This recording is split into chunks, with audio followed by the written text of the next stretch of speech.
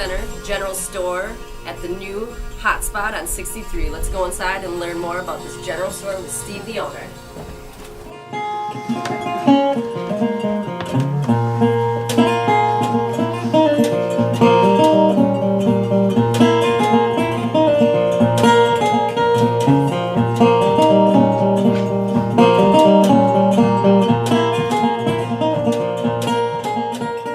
I'm going to introduce you guys to Steve, the owner of the Oak Center General Store.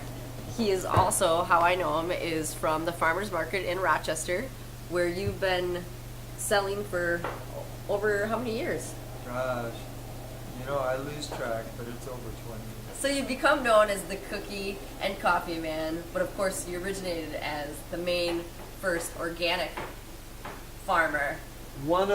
I wouldn't say the first, but one of the first organic. One of the first. Now I know that you sell at the farmers market, but there's more at this general store that you can get outside of just going to Rochester. So what else do you guys sell that maybe people don't know about if they come and visit you down there at the farmers market? Would you believe salvation for the planet? I like that answer. When I first started doing the organic farm thing, it wasn't because I wanted to make a bunch of money farming. Mm-hmm. It was because somebody had to do organic farming and show that it could be done and people could live and make a living that way. And it was done as part of a whole effort to transform the world that we live in into a world that had community, where cooperatives were the preferred economic model, where it wasn't all based on profit, but it was based on conscience, a conscience-driven economy rather than a market-driven economy. So the other stuff that we have here is all, we try and support local artisans. I was going to say, because you have stuff that people can bring in that they make and sell at your store. Mm-hmm. So you give them a platform or a place where people can come and see their work and purchase it. And we try and purchase fair trade stuff from other parts of the world and useful items. Useful things that you would benefit from having them rather than just have. Just saying you have them. Just saying you have them or put them on a shelf and let somebody look at it. Yeah. Yeah, have you checked the place out yet? I haven't. I'm going to take a look around right now, so come along, viewers, for the ride.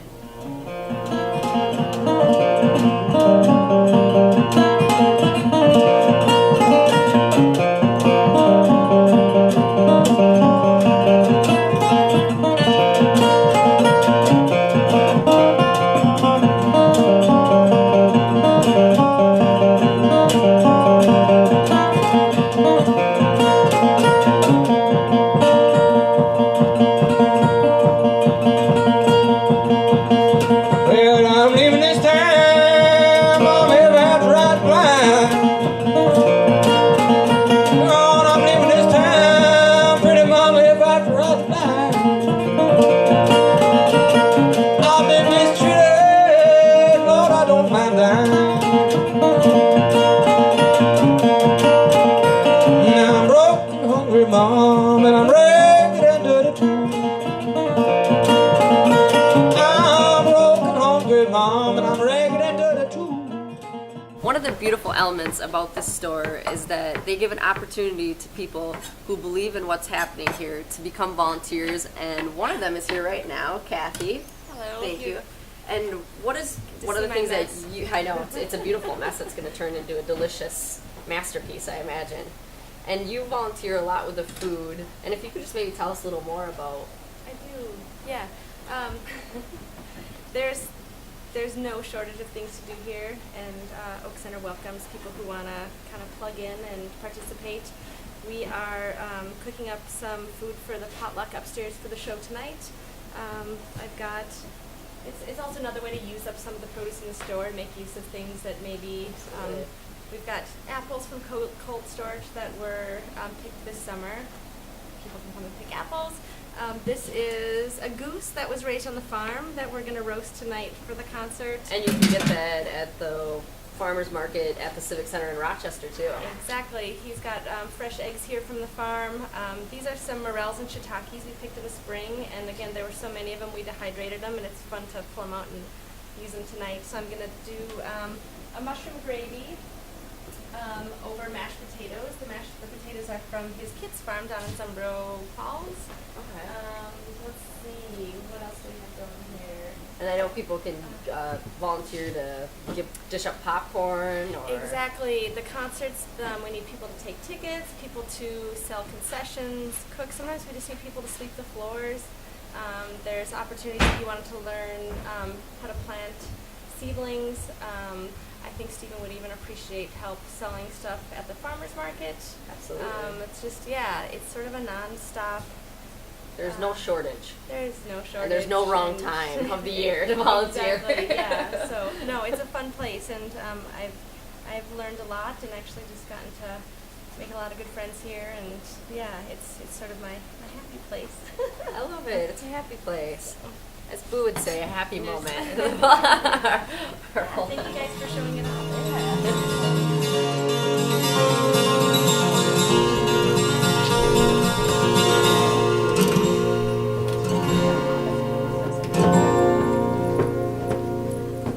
I am up here in the music hall where every Saturday in the winter they have live music, and tonight is Charlie Parr, and we're going to talk to Steve to get some more history about this area.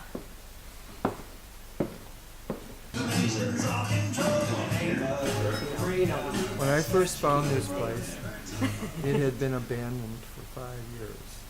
There were whiskey bottles shoved up above the joist down in the basement. You know, the family that had been here, the kids were, too well taken care of and lazy to keep it going. And what happened to small towns, everybody started shopping in the big cities. They closed the store, and it had been closed for 5 years. And they moved in, and a wood furnace in the basement that had a crack in it, and the smoke used to leak into the forced air. So it's definitely been a challenge. I told you I had to replace a roof on the wood shop that was caved in, and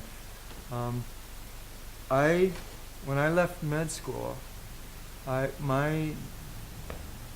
a child of the 60s. Yep. Crosby, Stills and Nash, We Can Change the World. Mm-hmm. Joni Mitchell, they tore down She a don't forest, lie. put up a parking lot, all that kind of Yep. stuff. I was out to save the world. And when I found this place, it had space for my wood shop. It had this beautiful hall, which I had. This is incredible. I had been living in a commune, and we did like movies, a couple times a month, and public, saunas where we'd invite a whole bunch of people and do a sauna and go out and roll in the snow naked and watch the steam go up to the, cold sky. And I do believe that less close is best. Yeah.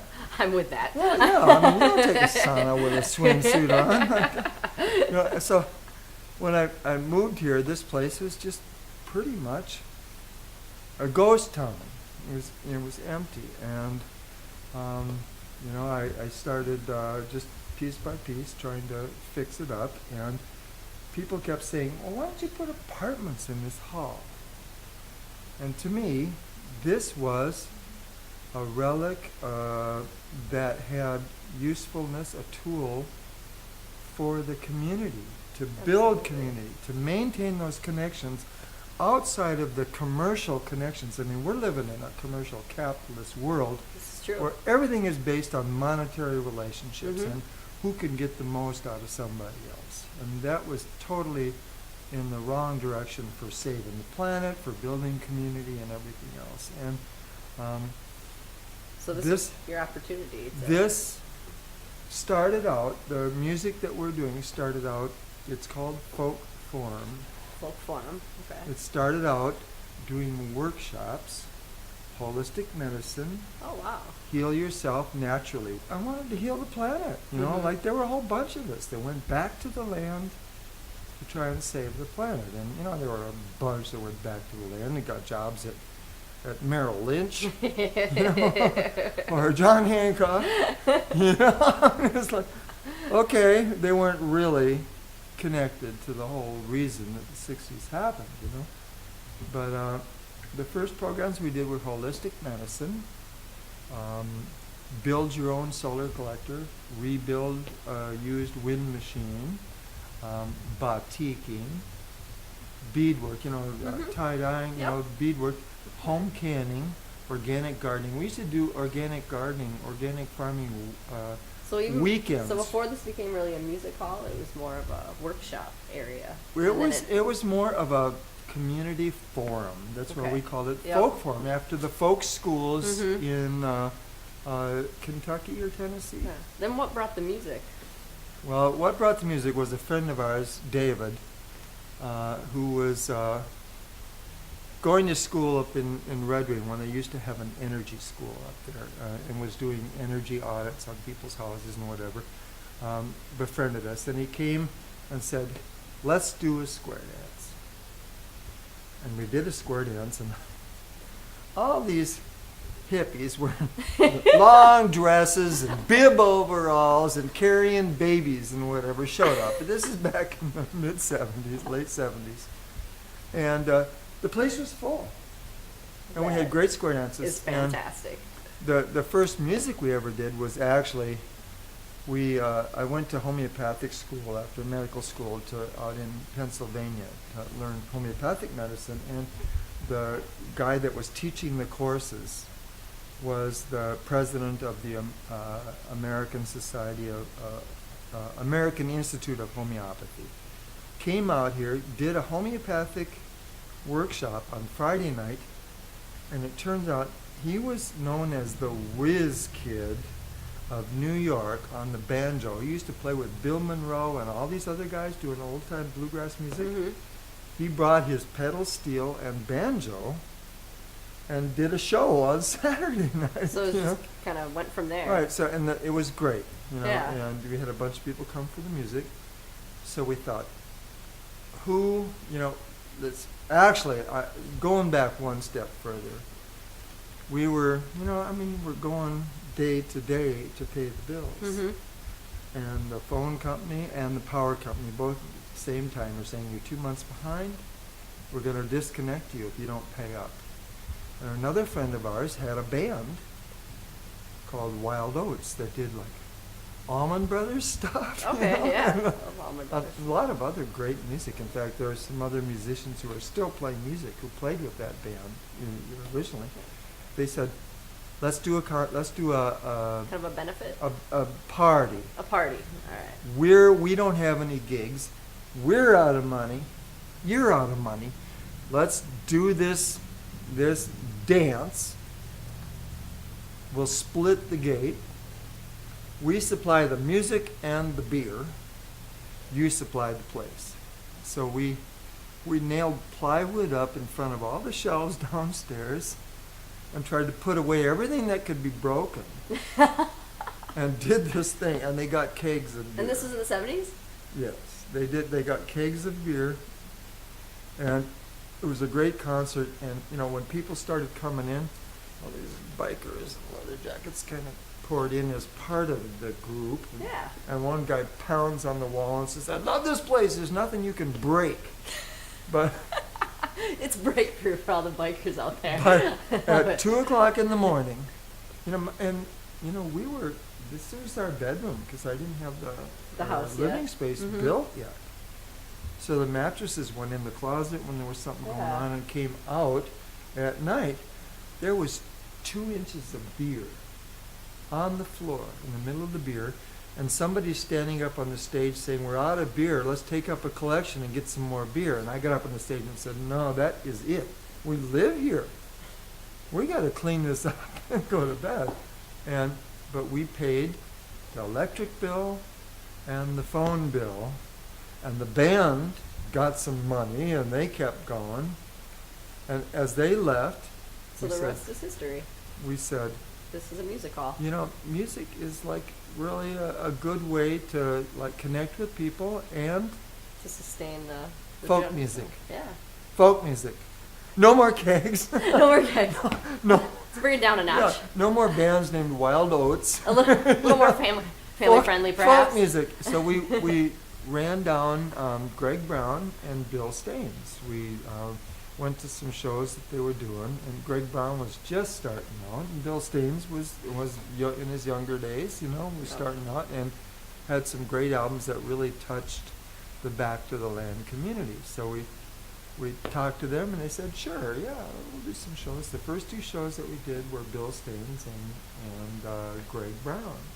And you do them it starts in the winter, which Well, one? we Like farm in the summer. Yeah, so we you don't could do it have- like from November to. October till October. April now. Okay. It used to be And November till. Yeah. it Is it used every to- Saturday?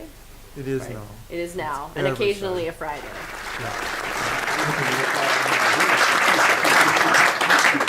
Thank you. Welcome to my Christmas show. Dispensed with the merriment.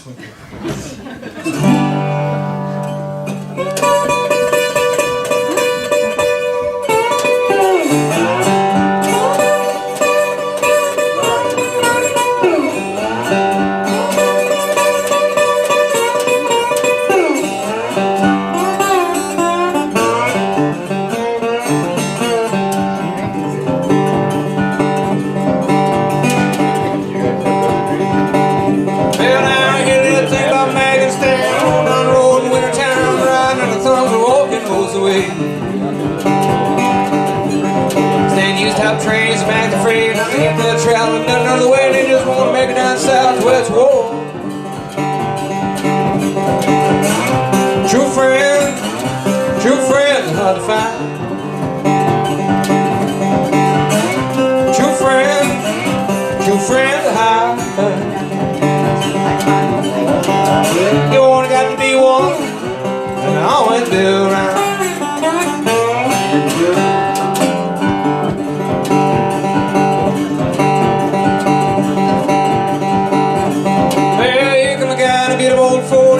Paul didn't want to go, and Stan said we're going all the way to the end. Yeah, this old guy, he lost his wife and lost his grip on the rest of his life. He just drives around now listening to the radio. True friends are hard to find. True friends are hard to find. You only got to be one, and I always be around.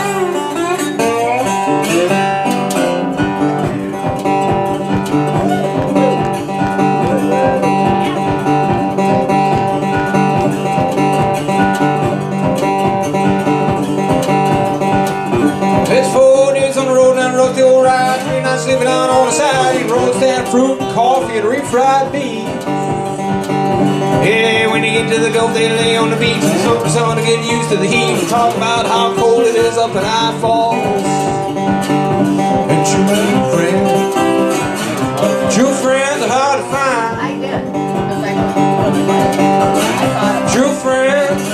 True friends are hard to find. You only got to be one, I always be around.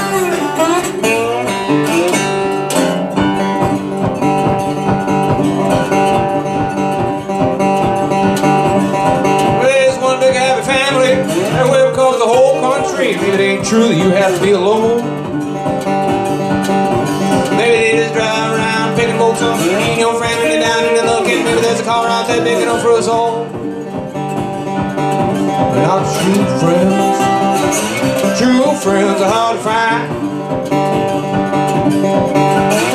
True friends are hard to find. Yes. You only got to be one, I always do.